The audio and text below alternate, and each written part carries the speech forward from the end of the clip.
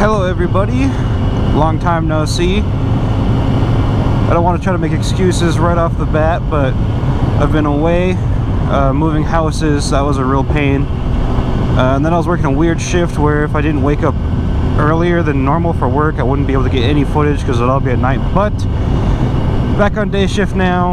I moved into my new house. My bike has been on the stand for a couple weeks now, simply because I was doing my rear brakes and then my rotor was basically stuck on my wheel, so I had to take it somewhere and have them torch the bolts off. There's still some more work I gotta do. The rear brake doesn't have as much stopping power as I would like. It's still kind of weak, but it is making good contact and it's wearing evenly so far. I've ridden it a couple days here, so I think I'm ready to start motorcycling again, moto vlogging, riding around town. I was gonna go out of town this weekend to record a video in Bend, Oregon, but it's not smoky here anymore. It's been really smoky the past couple of weeks, to the point where if you're outside you're gonna get a headache and a stuffy nose, and that's just because there's so many fires in Northern California and all over Oregon that the smoke is really bad. A lot of people have lost their homes, and even a couple people have even lost their lives in the fires. So if you have a loved one or any friends in California or Oregon, or you know any firefighters, I hope everybody is safe and doing okay.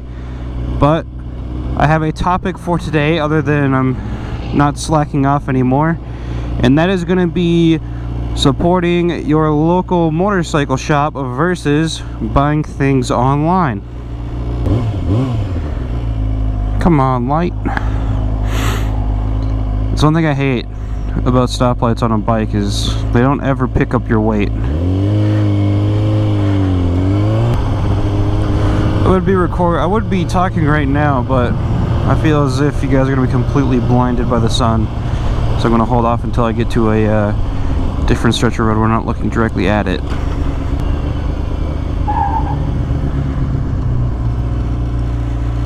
What the fuck was that? Did I almost just die? Someone locked up. I don't think it was me.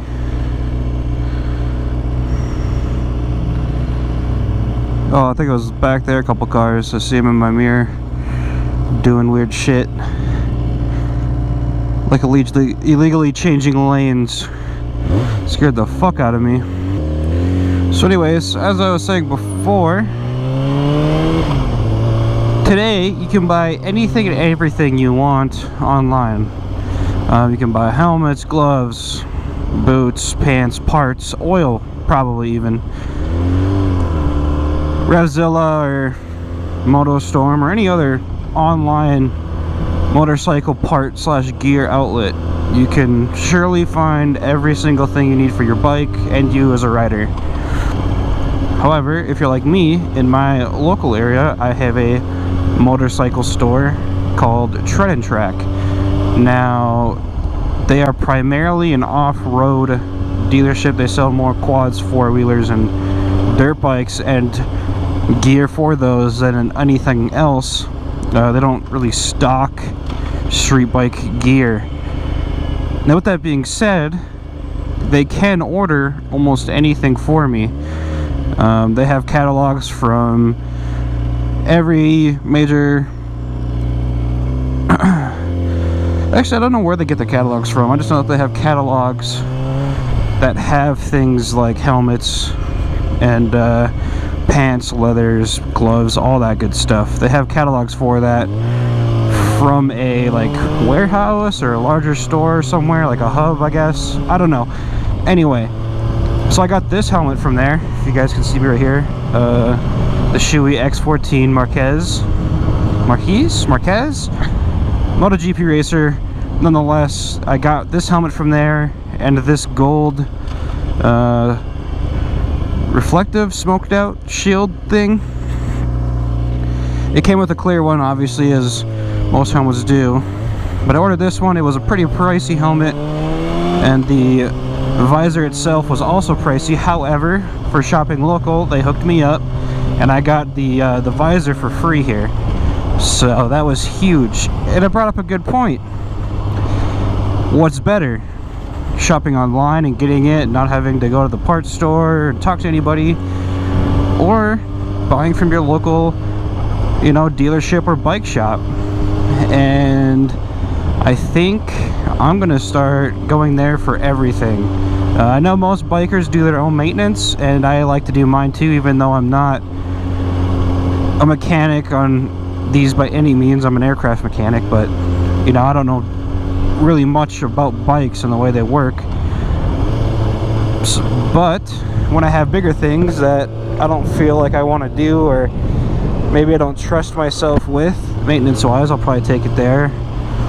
And from now, whenever I'm buying gear or parts, I'm definitely going to go there if they can get me the stuff that I need. If not, I have no problem with buying it online.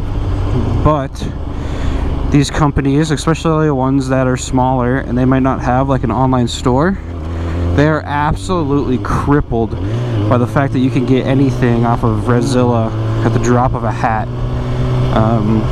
And that's not to say that Randomness is a bad place to order anything, because I've gotten things from there and they were different sizes, and I had to do a couple sendbacks, and it all worked out well for me. And you know, they were there when I called or emailed them. But this is local businesses. These are people that are living in your community, your town, your city. These are their jobs, and most of the time, at least in my case, it's locally owned. It's somebody who stood the business up by themselves and have worked there since, and they've grown it into a place where they can hire a couple employees, and they can you know, provide a sport bike shop to the local area. So it's just something to think about if you know, are needing something soon, like a helmet or gloves or anything for your bike. Really, if you have a local shop and you've never been in there, go in there. Just check it out.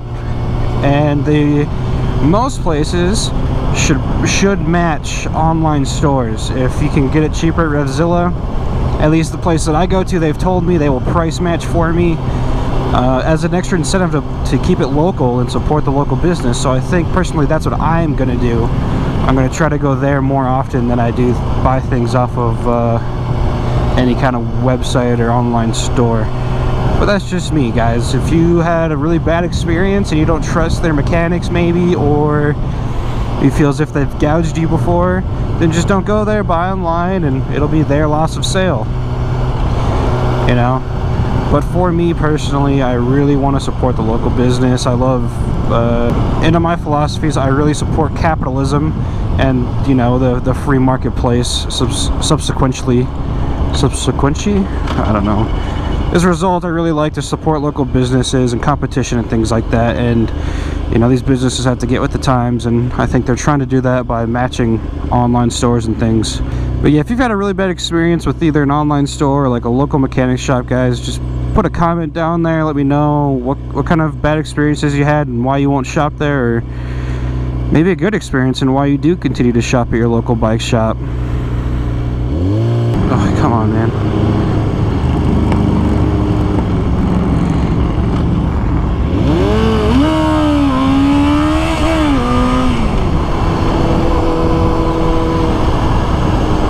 I ended up in between their little riding posse. I didn't want to be there, really. Oh man, Ford Focus ST weaving through traffic like a boss. I feel like my GoPro is not centered to where it needs to be, and it's kind of bugging me a little bit. Oh. He was not looking at the light, that is for sure. Now he's in the crosswalk. Nice. Damn, this dude at his Focus is fast, girl. Fast AF. Look at him weaving. Look, he merged left, he didn't even have to. He did that so he could merge right and feel cool. I think me and old girl here could take him. Couldn't we, old girl? Ooh, raced out Civic. Top speed of 65 miles an hour. I wish I could just lane split all the way to the front of this. And his blinkers suck too. Please don't rear end me, anybody. I feel really bad. I'm really squinting right now. I've got shorts on and I'm not wearing my riding jacket or my riding shoes, so if I fall I'm gonna be fucked up.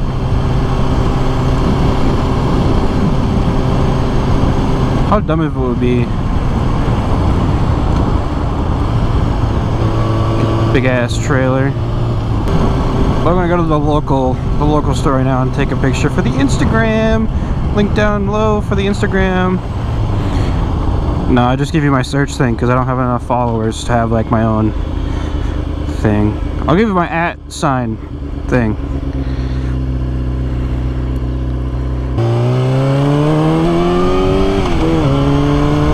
So if you saw that guy on the bike at that stoplight, that is rare. Not that people are on bikes, because people are on bikes all over this town. It is rare that he actually followed like a stoplight or a traffic sign or any of that shit, because usually the people on like pedal bikes and they're like on the road, they just think that they don't have to do any of that shit. That is not the case. If you're on a pedal bike and you're in the road, you gotta follow the rules of the road. You can't just be running stop signs and stoplights thinking that you have right of way all the time because you're on a bike. It's actually really funny in Klamath Falls, in this town. There's a lot of bikers, pedal bikes. So they built like a little special lane for them on one road where it was like a double wide bike lane on the right side, and it had like white or yellow lines for like traffic. It looked like a mini street. Anyway, a week after they finished it, somebody took a picture of a bicyclist not even using it. They were still just in the road with traffic when there's a whole like lane, like a third lane of the road designated for them. I just thought that was kind of funny.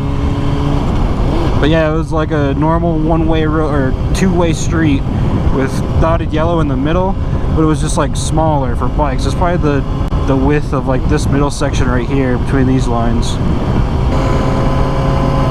I'm really hungry. I should go pick up some food and some beers because I gotta stay up really fucking late tonight because I don't start work till 3 tomorrow.